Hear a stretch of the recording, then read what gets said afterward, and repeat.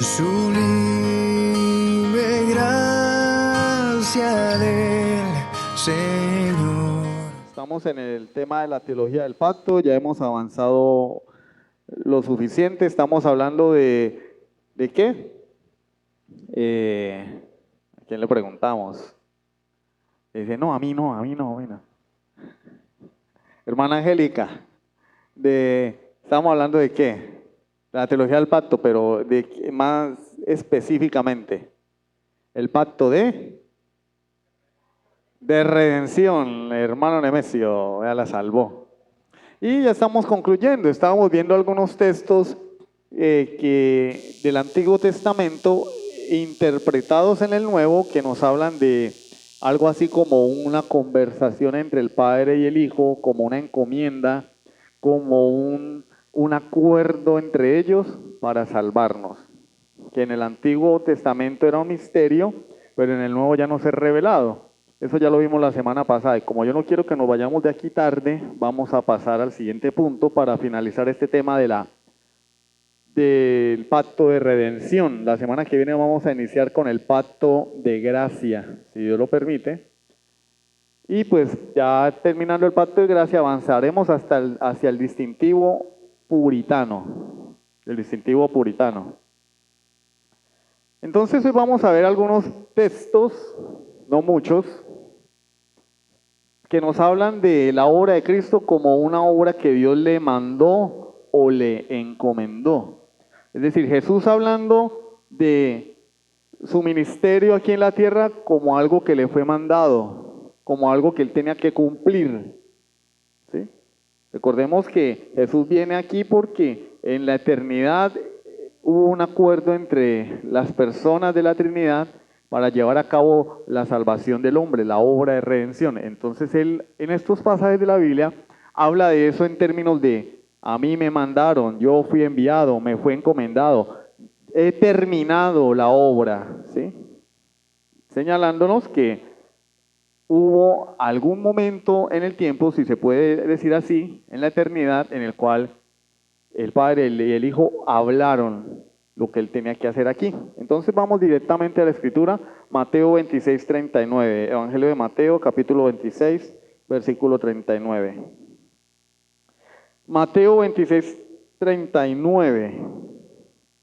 Yendo un poco adelante, se postró sobre su rostro orando y diciendo, Padre mío, si es posible, pase de mí esta copa, pero no sea como yo quiero, sino como tú. O sea, acá el Señor Jesucristo está orando al Padre y le está diciendo, Señor, hágase tu voluntad sobre mi vida. O sea, esto lejos de enseñarnos que Jesús no quería hacer la voluntad del Padre, nos está demostrando lo contrario. Que hay un mandamiento del Padre que Él en su naturaleza humana se resistía a llevar a cabo porque Él no quería ser objeto de la ira de Dios, humanamente hablando, ¿sí? Porque recordemos que estamos hablando de una sola persona, ¿no? Es una sola persona que tiene dos naturalezas. Para nosotros es es que es imposible entenderlo porque nosotros somos una naturaleza y una sola persona, ¿sí? Cada uno de nosotros tiene una naturaleza. ¿Cuál? La humana. Pero él era una persona con dos naturalezas y eso es algo imposible de entender. Para entenderlo tendríamos que ser Dios. Pero en su naturaleza humana, él dice, yo no quiero cargar con la ira de Dios. Yo no quiero saber lo que es el pecado. Padre, si es posible que yo no tenga que beber de la copa de tu ira, pero sé que debo obedecer. No se haga mi voluntad, sino la tuya. Cristo sometiéndose a la voluntad de su Padre, ¿cierto? No por cuestión de inferioridad, sino por cuestión de qué? De obediencia. Era necesario que él fuera obediente. Si Jesús no hubiera obedecido, adivinen dónde estaríamos nosotros. En el quinto pailón del infierno. En el quinto, ¿han leído la Divina Comedia de Dante Alighieri? Ah, bueno. No es así, pero sí nos da como una imagen, una ilustración, ¿no? Juan capítulo 4, versículo 34, el Señor allí en Juan capítulo 4, versículo 34, por favor. Juan 4, 34.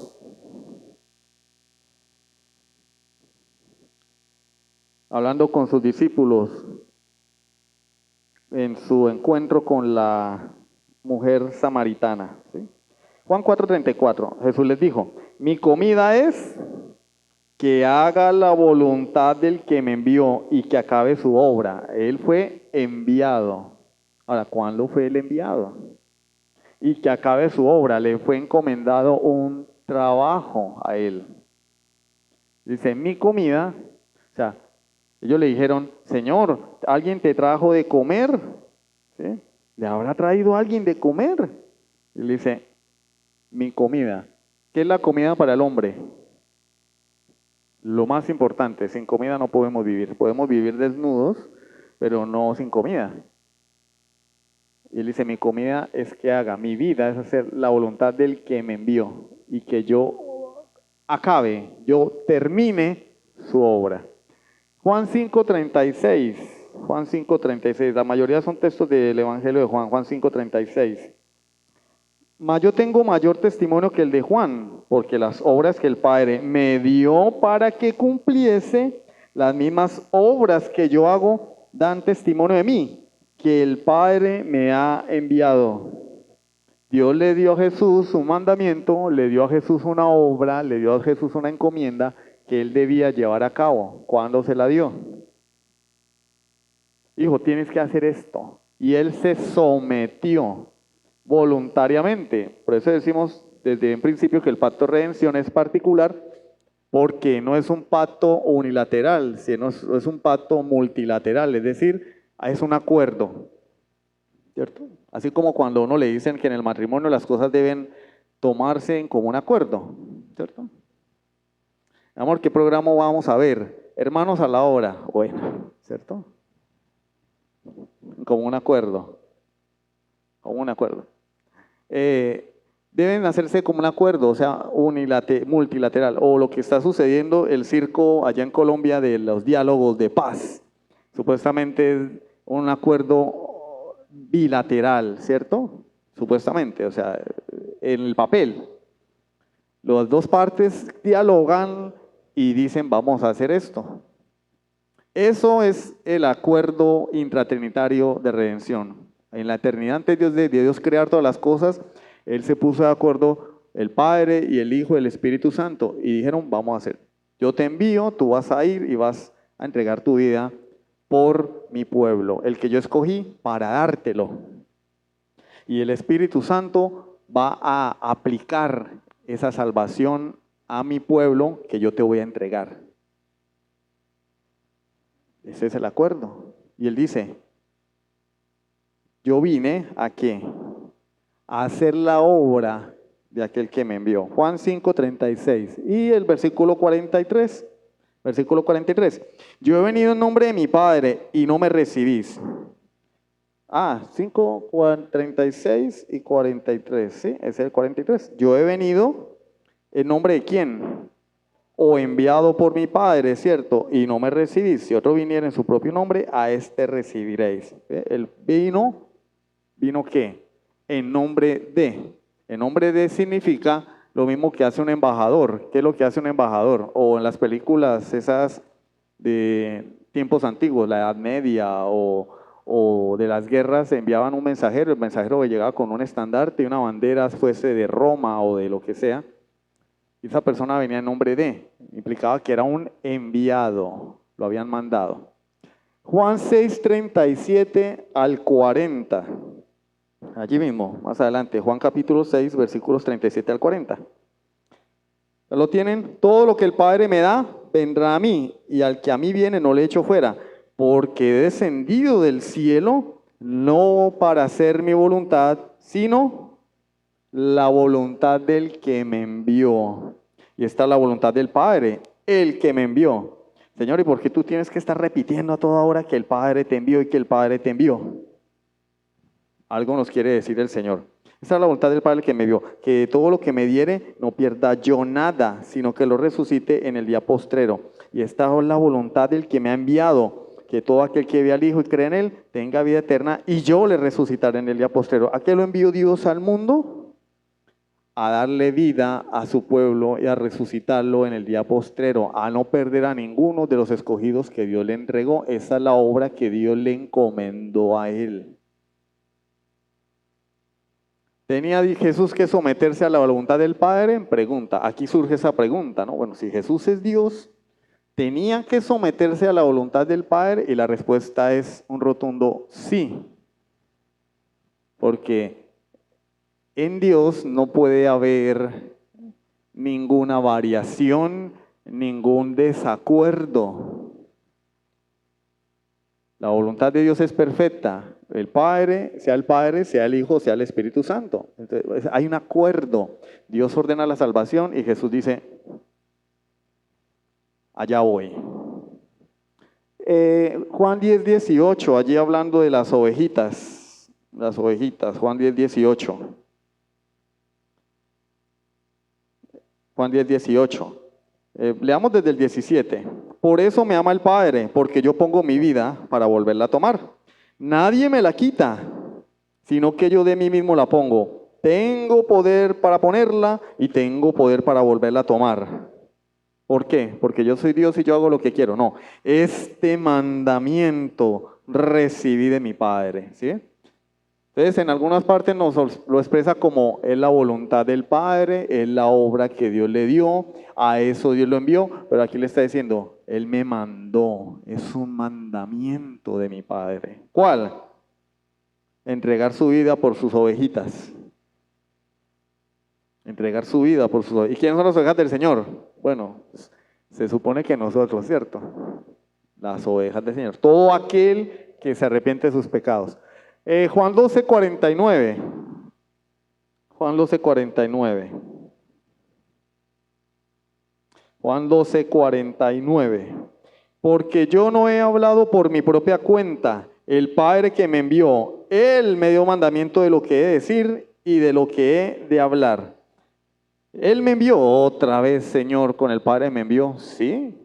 Él está resaltando que Él proviene de Dios y que ha venido a hacer la obra que Dios le encomendó. No solamente eso, sino que aquí está diciendo que aún lo que Él iba a decir le había sido ordenado por el Padre. Eso no es como cuando uno manda al niño o los que tienen hijos a hacer un mandado y les dice, mire, tráigame medio kilo de queso. Y el niño llega con 1 kilo. ¿Pero por qué trajo 1 kilo? ¿Gastó más plata? Pues papá, lo que pasa es que yo pensé que iba a hacer falta queso. Papá, lo que pasa es que a mí me pareció, es que a mí me gusta mucho el queso. Y el papá le va a decir, sí, pero es que yo lo mandé, fue por medio, no por 1 kilo, ¿cierto? A veces a mí mi papá me mandaba a comprar Coca-Cola, ¿no? Ya le encantaba la Coca-Cola, todos los días Coca-Cola. Y pues para mí era igual Coca-Cola o Pepsi. Yo decía, son negras, son de color negro las 2 botellas. Y yo le llegaba con una Pepsi. ¿Sabe qué hacía? Se devuelve con me la cambia. Yo, pero papá, ¿es lo mismo? Decía, no es lo mismo. La Coca-Cola es Coca-Cola. Y me hacía cambiar la Coca-Cola. Así hubiera ido a 3, 4 cuadras. Él pidió Coca-Cola. Yo, ¿qué debía haber hecho si quería obedecer correctamente? Haberle traído su Coca-Cola. Pero para mí era igual. Ay, a la Pepsi, eso es lo mismo. Jesús dijo, aún lo que yo hablo me ha sido ordenado por mi Padre. Versículo 50. Y sé que su mandamiento es vida eterna. Es decir, la obra que Él vino a cumplir es vida eterna. Así pues, lo que yo hablo, lo hablo como el Padre me lo ha dicho. Y si eso es Jesús, imagínense nosotros. Por eso es que hay que tener mucho cuidado con eso de a mí me parece, es que yo creo. No, pues acá dice, sin santidad no verá al Señor. No, sí, pero es que bajémosle ahí el... No, pero acá dice que los falsos maestros que toman cautiva a las viudas, entran a sus casas y le sacan el dinero. No, sí, pero es que pues no seamos tan duros. Al fin y al cabo ellos necesitan comer y Cash Luna necesita echarle gasolinita a su avión privado. Entonces, pues, aún lo que el Señor habló le fue ordenado por Dios y él obedeció. Lo que hablo, lo hablo como el Padre me lo ha dicho. ¿Y qué tenemos que hacer nosotros? Hablar lo que Dios dijo, que digamos, con todas las consecuencias. Enemigos vamos a tener por predicar la verdad, porque a nadie le va a gustar, a la mayoría no les va a gustar. Bueno, Juan 14:31, Juan 14:31.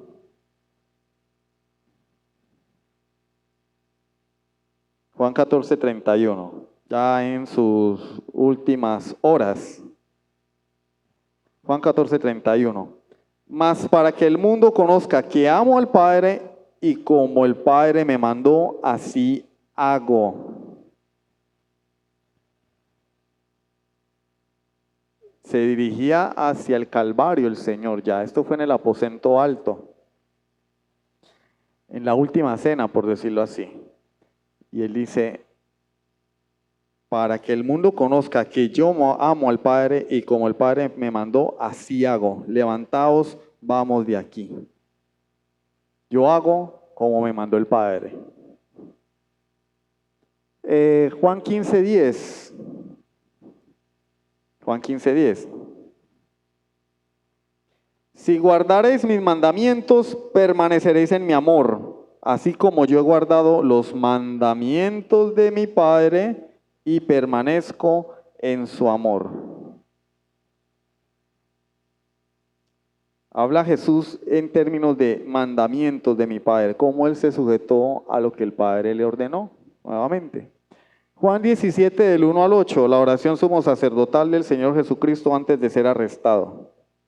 Juan 17, del 1 al 8, estas cosas habló Jesús y levantando los ojos al cielo dijo, Padre, la hora ha llegado, glorifica a tu Hijo para que también tu Hijo te glorifique a ti. Como le has dado potestad sobre toda carne para que dé vida eterna a todos los que le diste. Dios le dio a él el poder, ¿sí?, de dar vida eterna a quienes él le entregó. Y esta es la vida eterna, que te conozcan a ti, el único Dios verdadero, y a tu Hijo Jesucristo, a quien has enviado.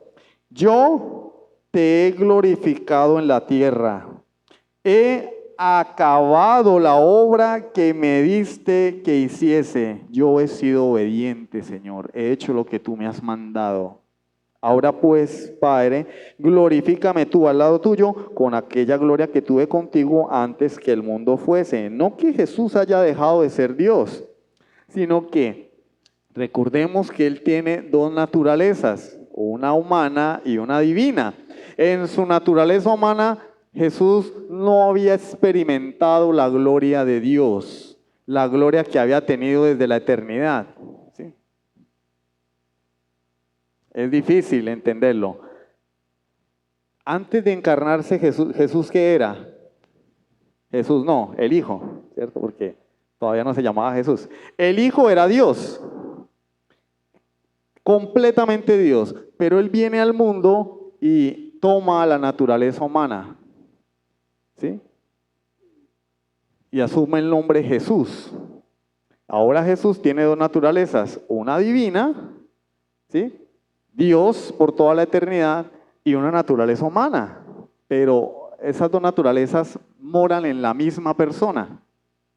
Entonces, en su naturaleza humana, el eterno Hijo de Dios, Jesús, no había experimentado la gloria de Dios en todo su esplendor. Entonces, en su naturaleza humana, Él le dice, Padre, glorifícame al lado tuyo, con aquella gloria que yo tuve en mi naturaleza divina desde antes de los tiempos de los siglos, desde antes que el mundo fuese. Es difícil de entender. Yo solamente le estoy repitiendo lo que dice la Biblia, porque yo tampoco lo entiendo. Pero es lo que dice. En su naturaleza humana Él no había experimentado ser Dios. Y ahora está diciendo, Señor, he cumplido. Voy por mi recompensa. ¿Sí? Y por eso Filipenses dice, le fue dado un nombre superior a todo nombre, para que en el nombre de Jesucristo se doble toda rodilla. Ahora Él es el Dios hombre, el Dios hombre. 100% Dios, 100% hombre. ¿Cambió algo en él? No, porque su naturaleza divina está intacta. Lo que hizo fue que asumió la naturaleza humana, pero en la naturaleza divina no hubo ningún cambio. Se revistió de la naturaleza humana, ¿sí? Hermano, no entiendo. Pues yo tampoco, pero estoy citando lo que la Biblia dice y tratando, en mi limitación humana, tratando de hacerlo como un poquito más digerible, ¿cierto? ¿Dónde vamos? Juan 15, 10, ¿cierto? Ah, no, vamos en el 17, perdón. Estamos en el versículo para el 6. He manifestado tu nombre a los hombres que del mundo me diste. Tuyos eran y me los diste y han guardado tu palabra. Ahora han conocido que todas las cosas que me has dado proceden de ti. Porque las palabras que me diste, las he tergiversado y les he dado lo que he querido. No, les he dado y ellos las recibieron. Y han conocido verdaderamente que salí de ti y han creído que tú me enviaste. Una obra que él vino a hacer por mandamiento del Padre. Juan 19:30. Allí ya el Señor extendiendo sus manos en la cruz, clama y dice, cuando Jesús hubo tomado el vinagre, dijo, consumado es. Y habiendo inclinado la cabeza, entregó el Espíritu. ¿Qué significa consumado es? No consumido.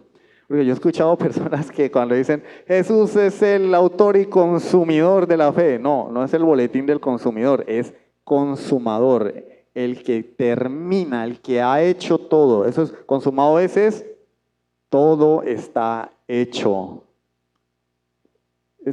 Sencillamente resumió en 2 palabras todo lo que hemos leído. Padre, he acabado. Ya está hecho. Ya lo hice. Consumado es. ¿Qué hizo? Lo que Dios le mandó. Ya que lo mandó Dios a salvar a un pueblo.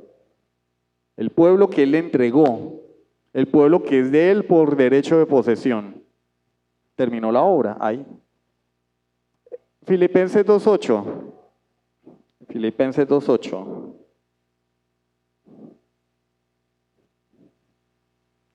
Sino que se despojó a sí mismo, tomando forma de siervo, hecho semejante a los hombres, y estando en la condición de hombre, se humilló a sí mismo, haciéndose obediente hasta la muerte y muerte de cruz. Ese es. ¿Cierto que sí? Ajá. Estando en la condición de hombre, se humilló a sí mismo, haciéndose ¿qué? Obediente hasta la muerte y muerte de cruz. ¿Qué se hizo Jesús? Obediente. ¿Por qué? En su naturaleza humana él tenía que obedecer. Tenía que someterse a la voluntad de Dios. Por eso él dice, no se haga mi voluntad, sino la tuya. Se hizo obediente hasta la muerte y muerte de cruz. Y para finalizar, Hebreos capítulo 5, versículos 8 y 9. Hebreos capítulo 5, versículos 8 y 9. Hebreos 5, versículos 8 y 9.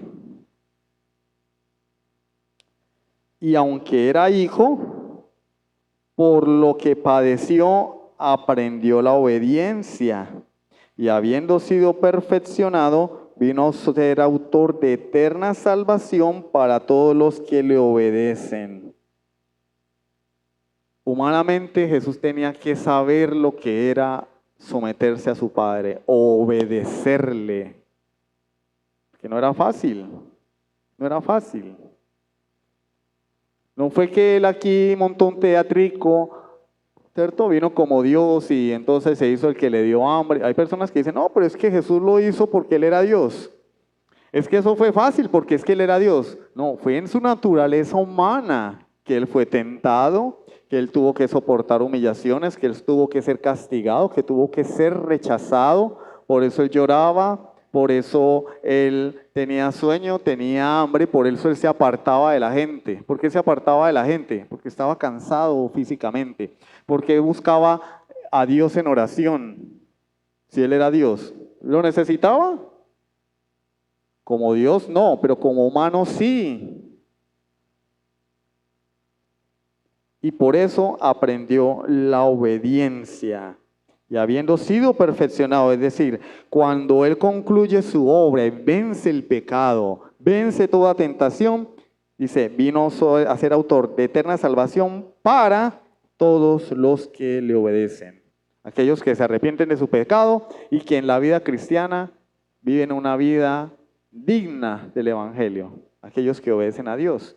Pero todos esos pasajes lo que nos indican es la obra de Cristo, no como algo que Él vino a hacer antojadizamente, sino como algo que le fue ordenado, que le fue encomendado y que Él concluyó, culminó a cabalidad y de forma perfecta. Y ahora viene aquí la conclusión práctica para nosotros.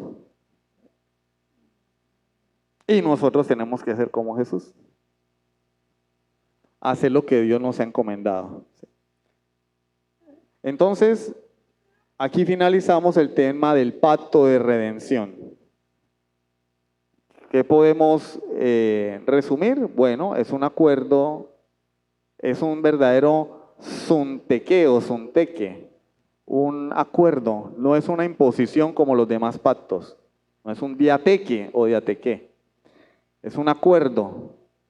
Y Cristo viene a este mundo y profetizado en el Antiguo Testamento, sobre todo en Isaías 53, como el siervo sufriente, al cual Dios el Padre quebrantó.